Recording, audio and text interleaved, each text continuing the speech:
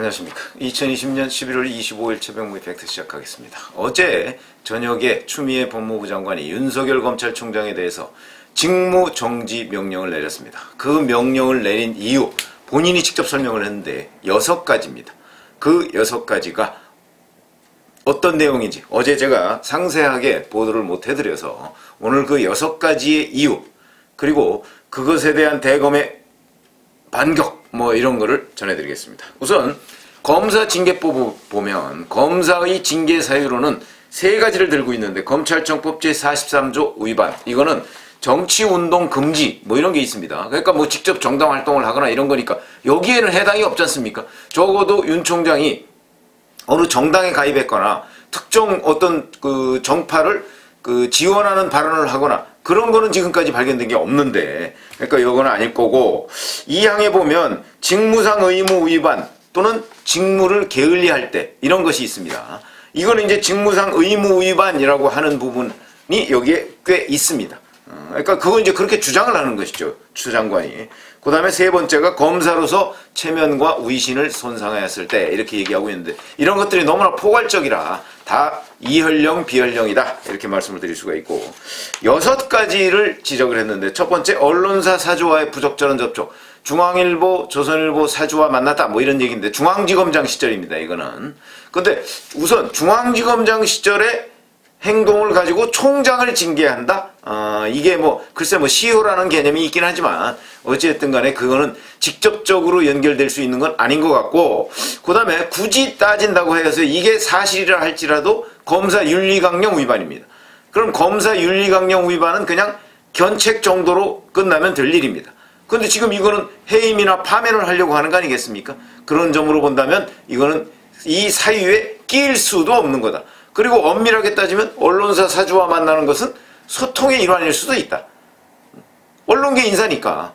그럼 언론계 인사 못 만나고, 법조계 인사 못 만나고, 일반 시민 못 만나고, 그러면 검찰청 또는 서울중앙지검장이 그럼 일반 사람들과 외부 사람들과 전혀 소통을 하지 말라는 얘기냐? 그거는 과거부터의 관행도 그래왔고, 또 언론사 사주와 설령 만났다 치더라도, 만난 것도 지금 아직 확인은 안 됐습니다만은, 만났다 치더라도 그렇게 따지면 여권 사람들하고도 만난 것으로 제가 알고 있는데, 예를 들어서 양정철 전 민주연구원장 이런 사람하고도 제가 만난 걸로 알고 있는데, 그렇다면 그 사람하고 만난 거는 그건 문제가 안 되나요? 그건 검사 윤리강령 위반 아닌가요? 그러니까 일정 부분 만나서 무슨 얘기를 했느냐, 그게 법률에 위반되느냐 위반되지 않느냐, 또는 사건에 직접 청탁을 받았느냐, 이런 것들이 중요한 것이지, 만난 사실 자체만 가지고서 뭐라고 얘기한다? 그럼 한겨레신문 사장 만났으면 그것도 처벌할 겁니까? 이런 문제가 있다. 그래서 견강부회라고 얘기를 하는 것이고, 그 다음에 조국 전 법무장관 사건 등 주요 사건 재판부에 대한 감찰, 이 부분을 얘기했는데, 이건 뭐냐면 올해 2월경 대검 수사정보정책관실에서 판사, 그러니까 조국 전 장관 주요 사건 이런 판사의 정치적인 사건 판결 내용, 우리법연구회 가입 여부, 가족관계 등이 기재된 보고서 작성, 보고서 이런 것들을 만들어서 총장한테 보고를 했고, 총장이 이걸 반부패 강력부에 전달했다 이렇게 얘기했다는 건데, 이것이 이제 직무상 의무 위반이다, 불법 사찰이다, 재판부에다 이렇게 얘기를 했습니다. 요거는 아마 당시 반부패 강력부장이 심재철 현 검찰국장이니까 추미애 장관의 신복이라는 사람, 그러다 보니까 그 사람이 아마 이 얘기를 한 것으로 보이는데, 자, 이건 어떻게 보냐면 이렇게 보시면 됩니다. 자, 재판부가 배당이 됩니다. 어떤 사건을 기소했을 때 재판부가 배당이 되죠. 그러면 그 재판부의 성향이 어떤 사람이다, 이런 거는 여기 지금 열거한 대로 조사를 해야 됩니다. 왜 그러냐? 이 사건과 직접적으로 연관이 있거나 그러면 재척 기피 사유가 되죠. 그러니까 조국 전 장관 사건으로 기소를 했는데 재판부가 조국 전 장관하고 대학 동기다, 내지는 옛날 학생운동 때 무슨 서클을 같이 했다, 가족 어떻게 안다, 이러면 재척 기피 사유 이런 게 될 수 있지 않습니까? 아니면 옛날에 참여연대 활동을 같이 했다, 이런 것들 같이 하거나 뭘 어떻게 했다, 이런. 그렇기 때문에 이거는 재척 기피 사유 등을 파악하기 위한 공판 준비 활동의 일환이다. 이게 법조계의 일반적인 아주 압도적 다수설입니다. 그리고 과거에도 이렇게 해왔고요. 그런데 이걸 가지고 사찰이다? 그리고 그 사람은 이 판사가 과거 어떤 판결 성향을 보였느냐, 이런 거 굉장히 중요하죠. 그러니까 그럴 경우에 제척이나 기피를 할 수 있도록 법률에 명시되어 있습니다. 그런 공판 준비 활동을 삐딱하게 봐서 사찰이다 이렇게 얘기하는 건 견강부에도 이런 견강부회가 없다 이렇게 말씀을 드릴 수 있고, 그 다음에 또 뭐가 있냐면 채널A 사건 및 한명숙 전 국무총리 사건의 감찰 방해 얘기를 했는데, 이거는요 올해 5월 대검 감찰부에서 수사검사들에 대해서 직접 감찰을 하려고 했는데 그거를 서울중앙지검 인권감독실로 이첩하도록 했습니다. 자, 그러니까 한명숙 전 국무총리 사건은요 이미 한명숙 전 국무총리가 대법원까지 확정 판결을 받아서 다 형을 마치고 지금 일반에 나와 있습니다. 자, 근데 이 문제를 감옥에 같이 있던 한명숙 전 국무총리의 한테 돈을 주었다는 사람, 그 사람과 감옥에 같이 있던 동료의 말을 믿고 이게 수사가 잘못된 거 아니냐, 회유가 있었던 거 아니냐 이렇게 해서 지금 뭐 다시 감찰을 해라 이렇게 얘기했는데, 이거는 감찰사항이 아니고 중앙지검 인권감독관실에서 이건 인권의 문제니까 거기로 넘기자. 이게 총장의 직무권한 내에 엄연히 포함되어 있는 겁니다. 근데 이게 감찰방해다? 감찰방해다. 이걸 감찰방해로 볼 수 있습니까? 그래서 인권감독관실에 중앙지검이 당시에 누굽니까? 이성윤 중앙지검장이 있는 데입니다, 거기는. 그런데 거기서도 이 한명숙 전 국무총리 사건과 관련해서 별다른 문제가 없다. 이렇게 돼 있는 거고.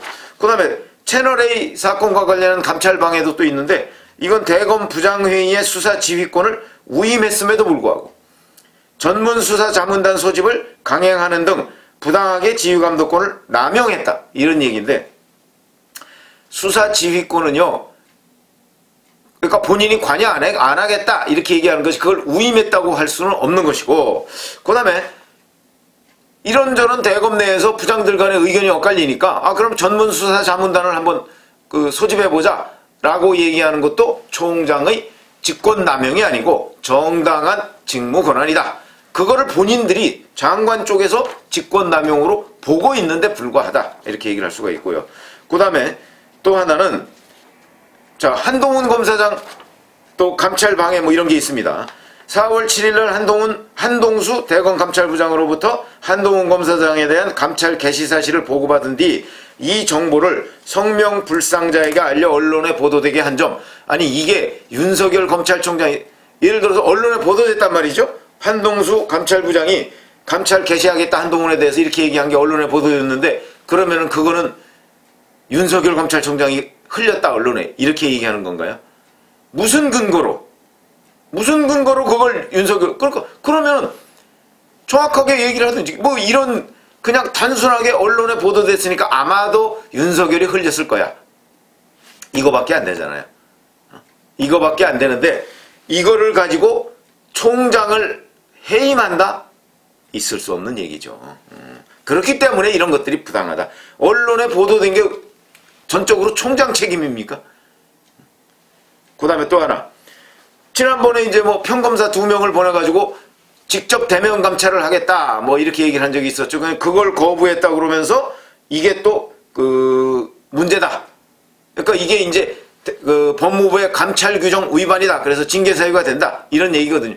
근데 그때 서면 조사를 받겠다. 이런 식으로 얘기를 했고요. 그 다음에 감찰의 이유를 정확하게 설명을 해라. 그래서 이거는 엇갈리는 부분입니다. 법무부하고. 법무부는 감찰의 이유를 설명한 그 공문을 들고 갔는데 그거 접수를 거부했기 때문에 감찰 규정 위반이다 이런 얘기고, 대검에서는 감찰을 해야 할 이유에 대해서 감찰은 뚜렷한 징계의 사유가 있을 때 감찰을 하는 거거든요. 근데 지금 제가 쭉 말씀드렸지만 이 징계의 사유들이라는 것은 법무부나 추미애 장관의 일방적인 상상 내지는 경강부회로 이루어지는 거지 뚜렷한 징계 사유가 될 수 없는 이런 상황인데도 불구하고 다짜고짜로 대면 감찰을 하겠다? 그건 지금까지 검사 관행상, 검사들에 대한 감찰 관행상 그런 일이 별로 없었던 일입니다. 하물며 검찰총장인데 특별 대우를 해달라는 얘기가 아니고, 다른 검사들에 대한 일반적인 감찰은 먼저 서면 질문서를 보내고 그 질문에 대한 답변을 한 것에서 의문점이 있으면 대면 감찰을 하는 것이 보통이고, 그 대면 감찰도 그러니까 검사들의 사무실이나 법무부로 불러서 하는 것이 아니고 제3의 장소에서 하는 경우가 있습니다. 그런데 이거는 바로 다짜고짜로 감찰 사유도 알려주지도 않고 곧바로 대검 총장실에 가가지고 감찰하겠다. 그리고 별도로 뭐 어디에 방을 마련해달라. 그리고 평검사라는 사람이 비서실로 전화해가지고 총장 바꿔라. 이건 우리 사람의 지시다. 그리고 더군다나 법무부의 감찰 담당관실의 박은정 검사가 이 문제를 주도한 것으로 보이는데 거기는 감찰관이 있습니다. 그 위에 류혁 감찰관이라고요. 외부에서 들어간 사람 아닙니까? 이 사람은 그 사실을 모르고 있었습니다. 그런데 법무부 감찰 규정에 보면 감찰 사무의 범위나 지휘는 감찰관이 하도록 되어 있습니다. 이게 직권남용이죠. 감찰관 패싱하고 감찰 담당관이라는 사람이 자기 마음대로 감찰을 개시하고 어쩌고저쩌고 보내고 나중에 감찰관은 대검 조남관 차장검사한테 전화를 받고서야 비로소 윤 총장에 대한 감찰을 한단 말이야? 하는 사실을 알았다. 이게 바로 감찰권 남용입니다. 오히려 이 부분에 관해서 추미애 법무부 장관이 지적을 받아야 될 내용이지 이걸 가지고 윤 총장한테 감찰 사유가 된다? 이렇게 얘기하는 건 어불성설 적반하장이다. 이렇게 얘기를 할 수가 있고, 그 다음에 또 하나가 윤 총장이 대권 후보 여론조사에서 1위로 발표됐는데도 이를 그대로 둔 점이라고 해서, 그러면 그대로 두지 않으면 어떻게 합니까? 이미 윤 총장은 여론조사 기관들한테 나를 대권 후보 여론조사에서 빼달라고 요청을 한 적이 있습니다. 그러나 그거는 요청이죠. 강제할 수가 없습니다. 예를 들어서 한국갤럽 여론조사 같은 경우 응답자들한테 자유스럽게 답변을 하도록 얘기합니다. 그런데 응답자가 자꾸 윤석열을 얘기하는데 그걸 빼버리라는 얘기입니까? 그러면 그건 한국갤럽이라는 곳의 신뢰도의 문제가 되는 것이지, 한국갤럽이나 다른 데에서 윤석열이라는 이름을 넣어서 여론조사하는 것을 요청을 할 수 있지만 하지 말라고, 그걸 했을 경우에 강제할 수 있는, 그럼 뭐 국회에서 법을 만들든지요. 본인의 요청에 의하지 아니하고는 대선 후보 여론조사를 할 수 없다, 이런 법을 만들든가. 물론 그 법을 만들어도 그게 사회상규에 반하는 법이긴 하지만 어쨌든 간에 현행 법률상, 법규상, 제도상 아무런 근거가 없습니다. 그런데도 불구하고 이걸 징계의 사유로, 말도 안 되는 얘기죠. 그러니까 법조계에서 온갖 상상력을 동원해서 끌어다 붙일 수 있는 것은 다 끌어다 붙인 징계 사유다. 이렇게 지금 법조계의 평가가 일반적으로 나오고 그게 오늘 조간신문에 다 나왔습니다. 이렇게 따지면 이 징계 사유라는 것이 전혀 이 중에 징계 사유가 될 만한 것이 단 하나도 없다. 그런데 문제는 여기에 대해서 윤석열 검찰총장이 아마 이 직무정지에 대한 뭐 가처분 신청을 내든가 직무정지를 중지해달라는 그 요청을 법원에 낼 것으로 보이는데, 자, 그거는 문제는 가처분 신청을 내면 뭐 기간이 좀 단축이 되겠지만 가처분 신청을 냈을 때 뭐 기각되거나, 지금 뭐 우리 법원도 믿을 수 없는 거 아니겠습니까? 김명수 법원은 거기에도 하도 뭐 희한한 판결들이 요즘에 많이 나오니까 그런 부분, 그 다음에 가처분 신청이 받아들여지면 곧바로 직무에 복귀를 할 수 있지만, 그렇지 않다면 이게 심재륜 전 고검장의 경우에 보니까 본인이 해임되고 나서 나중에 법원의 행정소송을 통해서 복직하기까지 1년 6개월 정도가 걸렸더군요. 그러면은 윤 총장의 임기는 이미 끝나고 그 다음에 문재인 정부 임기도 끝납니다. 그때 가면. 문재인 정부 임기 얼마 남은지 아십니까?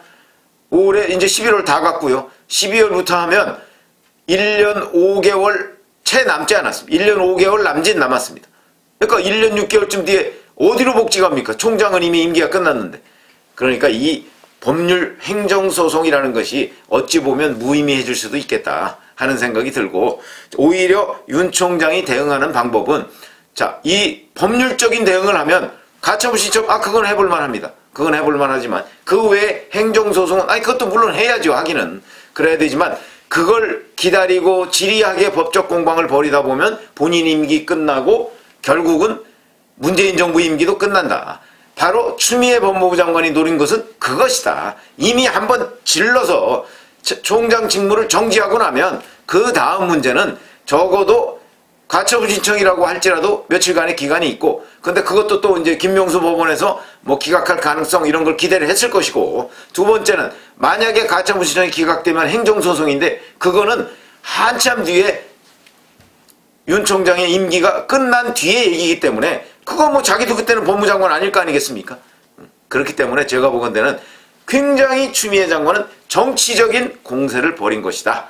이렇게 생각하고, 이런 정치 공세에는 저는 개인적으로 정치적으로 맞대응해야 된다 이렇게 보는데, 뭐 아직 뭐 윤 총장이 정치를 하겠다 뭐 이런 얘기를 하지 않은 상태이기 때문에 그 부분은 좀 더 지켜보시죠. 감사합니다.